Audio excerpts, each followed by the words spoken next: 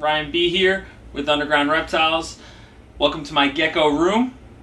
All 12 foot by, I don't know, like 14 or 15 feet. You don't need a whole lot of space depending on the projects that you do. If you're like the boss, you got tegus, you need a lot of space. If you're like me, you got geckos and small snakes, not so much. As you can see here, I've got some different leopard gecko breeding projects. You guys remember a lot of those. We've talked about those in past in some of the other videos. Over here we still got our Crested Geckos, Gargoyle Geckos, Chihuahuas, Saracenorum, some more over here. I've got some juvenile enclosures over there, okay, as well as some smaller species projects like Agricole Geckos. Those are a lot of fun as well. We've got our baby leopard gecko hatchling racks. We've got some other leopard geckos, sand boas. In fact, I'm waiting on a female here to drop some babies here shortly. Some new projects that are going to be starting off. We've got some different leaf-tail geckos. These are the Henkeli leaf-tail geckos. As well as over here, you can see we've got some different bamboo rat snakes. We've got the Yunnan Mountains. Here are some of the babies that we produce here now. Yunnan Mountain rat snakes.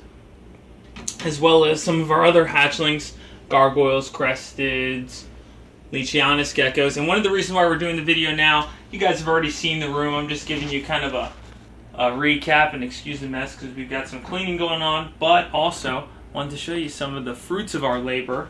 Here we've got some baby hatchlings. Right here we've got one of our baby nuanas starting to hatch out, or already hatch out I should say. Now you want to be careful when you're pulling out, especially if you put multiple eggs in here and you don't have the dividers. I didn't like the dividers as much. I think they take up a lot of space. It's just my personal opinion. You could use them if you want to. Just make sure when you're taking out your babies, if you don't use dividers and you have multiple eggs in there, you don't want to shake and move around the babies too much. So here we've got our baby nuana. I'm going to carefully and gently remove him from the case here. That's his sibling right there. Probably going to hatch out in the next day or two. As you can see, much bigger than the other ones here. I'm going to put him in a container just briefly while I get his new setup ready. And I like to use those little Exoterra tubs. They work really well for the first couple weeks. I'm just going to put him in there while I set that up. Now here's another thing I like to do. I don't let anything go to waste. I'm too cheap for that. So I've got our mealworm and superworm tubs. Check this out. Right in there that goes. Okay.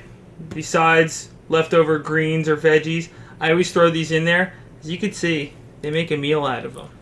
They really do munch on them. It keeps the mealworms alive, keeps the beetles going.